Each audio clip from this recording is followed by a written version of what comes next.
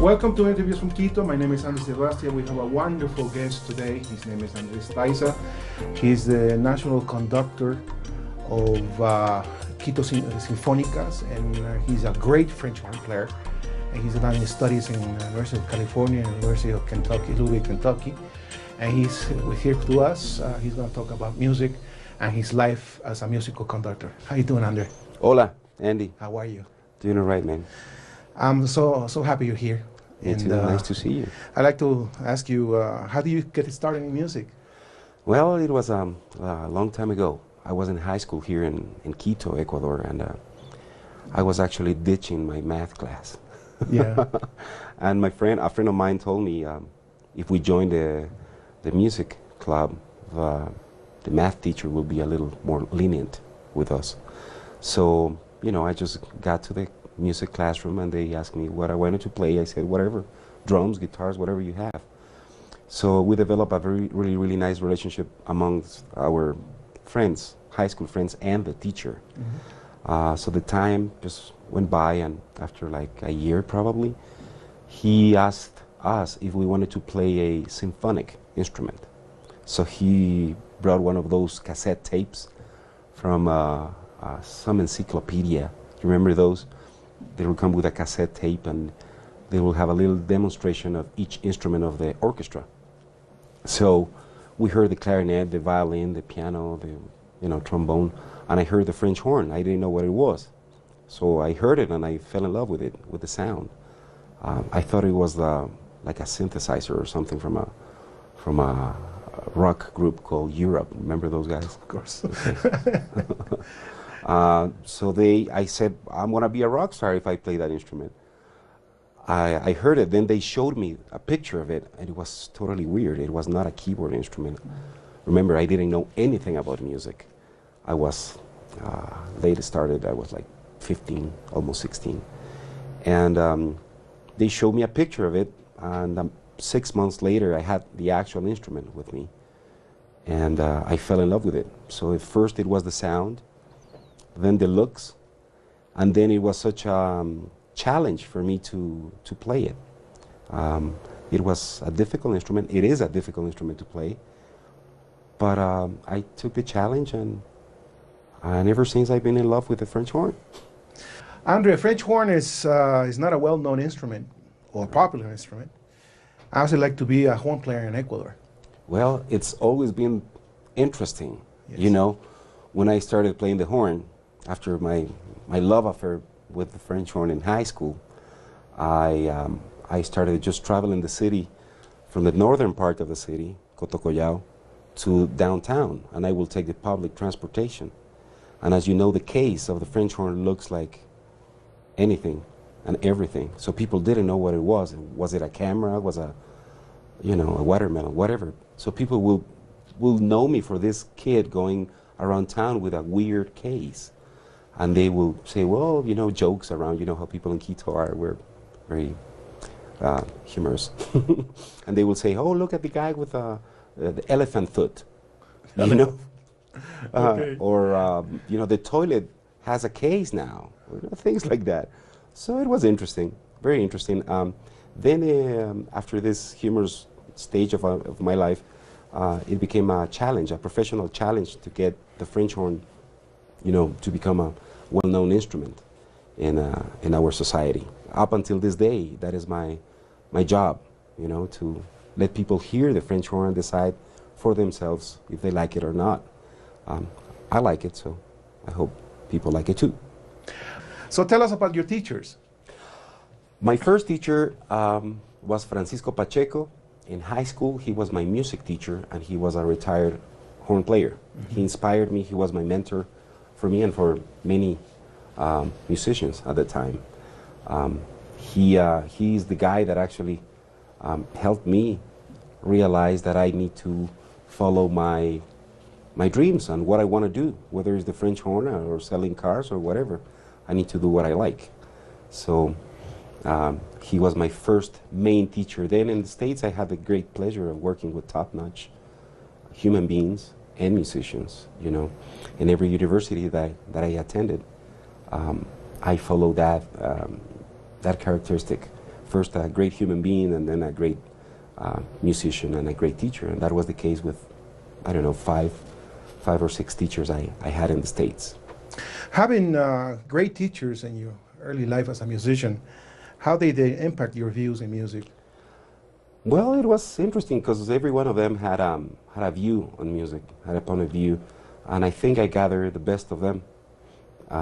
Some of them were very technical, some of them were, you know, more on the artistic side of things, and I'm very grateful for that. As a matter of fact, in my last tenure at UCLA, I had the great privilege of working with Jens Lindemann, a trumpet teacher, actually, not a French horn teacher, who, you know, was honest enough and frank enough to tell me what was music really for him and what was teaching what it was really about, you know, teaching music especially. So I'm very grateful to him and Bruce Heim in Louisville, Kentucky. Great musician, great person. I mean, the list is really, really long. Jeff Nelson in Indiana, Tom Bacon in Arizona, and all the students that I had in New Mexico and Albuquerque were my teachers, you know, the most important ones actually. My middle school and high school students, they were the ones that really taught me what was life about. And your views on music, what does music mean to you? I mean, you know, the cliche is a way of living, blah, blah, blah. It's true. Life without music is not a life. Okay? No. It's a sickness, really. You know, once you get it, it's really hard to get rid of it. I mean, I could live without the French horn, don't get me wrong. I could, you know, survive.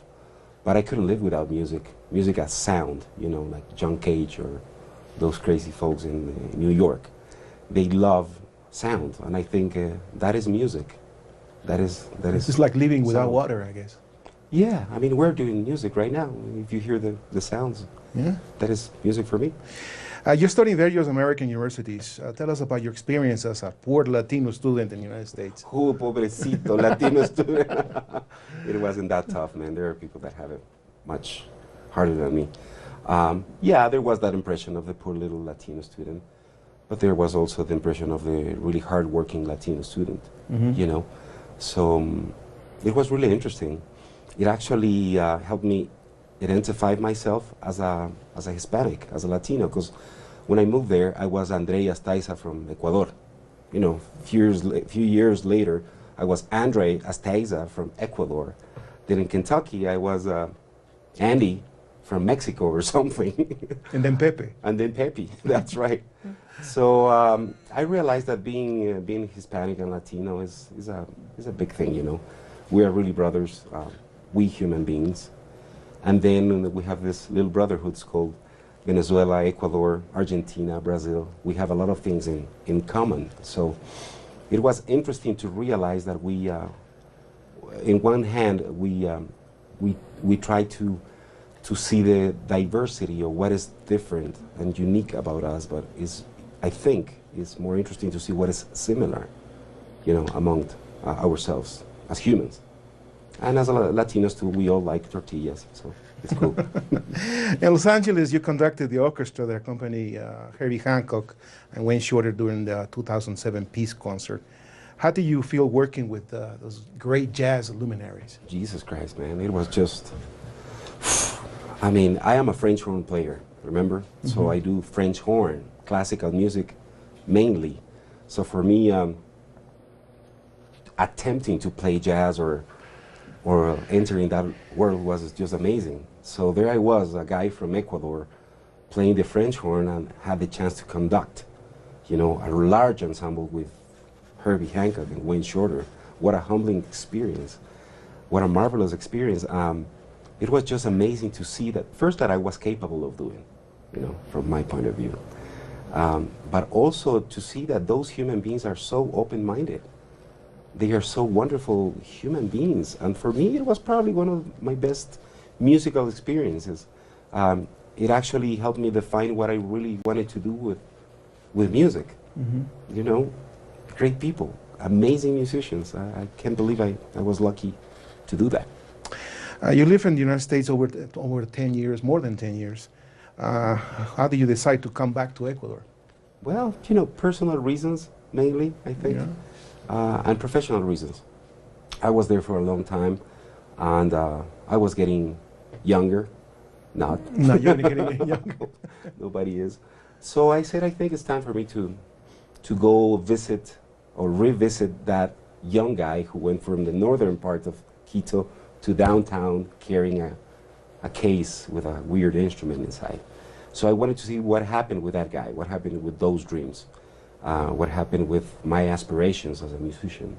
Because in the States I was really having a great time. But I felt that I needed to go back to basics, you know? See my family, see my friends, go to the park, get me a dog, I don't know. And most importantly, share the little I know with some other little Andres like me in Ecuador. Not that I didn't do that in the States, but it was about time to start speaking some Spanish 24/7. Which Ecuadorian classical composers do you admire? Many. Many, but especially the living ones, you know. I have lots of respect for the ones that have worked and have passed away. But the living composers is something that I really care about. I could talk to you about Leonardo Cárdenas, you know, so many. But he's my friend, so the first one that popped to mind. Mm-hmm. It's so nice to see how they've learned, you know. Most of them, they didn't go to school, so they've learned their own way, and they've developed their own language, their own way of doing things. They have this view on traditional Ecuadorian music mixed with academic music. Mm-hmm. When they put it together, it's a really nice effect. For an American audience, you can describe the uniqueness of Luis Humberto Salgado's music. Tell me about his music. Well, you know, I'm not an expert on Maestro Salgado, who passed away a number of years ago. But curious as I am, I went to the library and found that he was a very prolific composer. He had composed many pieces of music. And one of them was a concerto for French horn, an orchestra.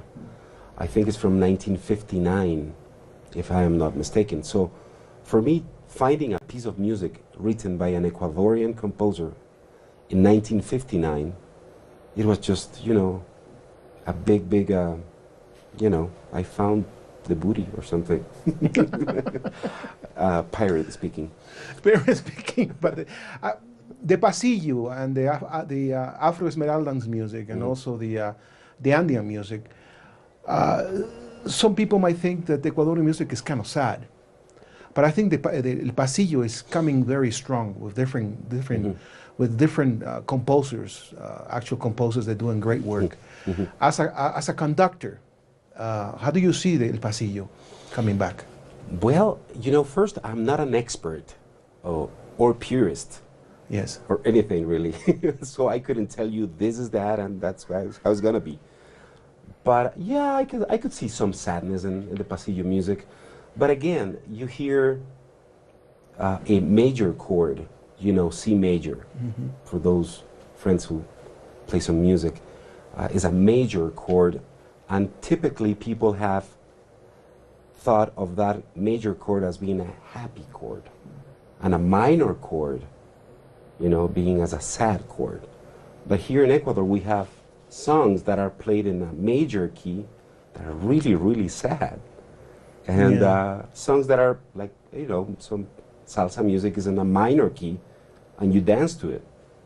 So that is the interesting part about music in general, let alone the pasillo. Pasillo has some intricacies, some technical things that as a musician, I find interesting. So it's you know, it's beautiful. Music is, someone said, talking about music is like dancing to architecture. You know, you need to hear it yourself to decide what do you like about it. And what do you see the future for the younger generations of musicians, mm-hmm. of Ecuadorian music, who want to do Ecuadorian music, mm-hmm. and the classical world and also the pop world? What do you see now? What's going to happen? I don't know what's going to happen, but it's really interesting because one of the things that I don't like very much is that you know, there are many programs that are trying to, you know, portray fame or success in a weird way. And some kids in Ecuador think that that is the only way of doing it. But I think there are other ways that I would like to explore more and more over the years with them. One of the things that we need to pursue really happiness trying to find success with things, not necessarily fame. And with the younger generations, I see that they are, you know, trying to look for fame, and that's okay. I lived in Los Angeles. Yeah, well, that's okay, but fame you goes need away to be, very you quick. need to be successful with your instrument. You need to be good at it first, and you know. What do you think of the role of a musician in Ecuador nowadays? Wow, interesting. You know, we're talking about soberanía, you know, in Ecuador, which is totally, Sovereignty. yes, which is totally fine, great, beautiful. But in musical terms, we need to really think about that. Mm-hmm. What does it mean? You know, play your own music and then play others as well. So the role of the musician here is, as I told you before, you like the sound, go play music, and then don't think of fame, but think of success. Think of being honest to yourself. You want to do R&B, rap, I don't care. As long as you like it. You really like it, not because you like the video or the style. Plus, a lot of musicians have a lot of potential in Ecuador and all over South America. Mm-hmm. We can take the sample from Venezuela. We can take the sample from Los Angeles. You attended one of the greatest schools in California, the Head Upper College in California. And what do you learn in that instance you can apply here at this time in the 21st century with the examples of Gustavo Dudamel and the samples, the experience you have in Europe? Yeah. Where can we apply that to musicians here? Well, it's a great question. You know, I've been thinking about it for a long time. What did I learn in the States? You know, scales, arpeggios, repertoire. Yes, yes, yes. But I think what I learned, it was the ability to be able to do whatever I wanted, or to believe that I could do it, you know? That I could talk to Lorraine Mazel or Gustavo Dudamel or Jens Lindemann or whomever, it doesn't matter, that I could talk to them even, you know, and it'll be okay. Here in Ecuador, there was and still there is, a sense of hierarchy, you know? Invisible door, a big wall, you know? Yes, that I hate, you know. I'm a dean right now. Yes. But I'm Andrey. You know, maybe I won't be the dean tomorrow, and I don't want to be treated differently. So I think that is the most valuable lesson learned in the States. What was the most significant moment in your career as a musician? Herbie Hancock and Wayne Shorter. Absolutely. I didn't even know that they were that big. I didn't know Wayne Shorter. I mean, I saw the posters and stuff like that. But I even asked him, who is Wayne Shorter? I asked him on the stage before. Yes. And what was his response? Vinny Colaiuta was playing the drums. And I told Vinny, great tempo, man. Yeah. Can you believe that? Yeah. And they were so humble. He told me that, yeah, man, great, you too. And then I went to, you know, I did some research, and I thought, Jesus Christ, I can't believe I talked to these guys like that. And they are really amazing. But the thing is that besides my personal, you know, things, the oral part of it, the experience as such, it was amazing because I could really, really, really feel the music in my body, the magic being on stage with them. And I was in the middle, you know, in the podium. And I could hear the piano here, drums over here, the saxophone, and I couldn't believe I was in the middle, and I had something to do with it. You know, giving the entrance to the ensemble, or asking them to play louder or softer or faster or slower. I had something to do with that event that just went like love, you know, hits you once and it was just like that. And that happened with Herbie Hancock. What is the feeling? How do you feel in those instances? That time goes slow, goes fast? I don't know. You feel happy, you feel... It's in your stomach. It just happens here. And butterflies in your stomach, I guess. Yeah, it just stops. Time stops. When you're playing an instrument, you spend hours practicing one scale. And even you hate it, you know? But there's one second when you play that sound that you go, okay, that is the payoff. That is why. Because I feel really that I'm doing something, you know? What is your fond memories as a childhood as a musician? What is the most fond memory that you have as a child? Well, I started late, Yeah. really late in music. So my first musical memory was my mother singing really out of tune, really, really out of tune to me. And that is why I like contemporary music, you know, because those crunchy sounds are in my head, embedded in my head. But I think that and the sound of banda de pueblo, wind music, band music in Ecuador. I don't remember, and maybe I am the only one, but I don't remember listening to a symphonic orchestra in Ecuador. I mean, I wish, but it didn't happen like that. I heard a banda de pueblo, that brass and percussion playing, you know, and people feeling it. That is what I remember, and I think most of Ecuadorians do. Well, thank you, Andrea. Thanks for your time. Thanks for coming here to Interviews from Quito. Could you play a little bit of the French horn for our audience? Sure And thing. we can say goodbye with a few notes. Sure. And play some of your favorite music Sure, for us. we can do something. Sure. Thank you very much, Andy. It's a pleasure. I know that I'm going to be seeing you all the time. I have the great pleasure of playing with you a lot. So, Thanks. So this being Andrey Astaiza, the headmaster of Conservatorio Superior de Música and a head conductor of the Philharmonic, and also a great musician and a great Ecuadorian doing great music here in the world. Thank you.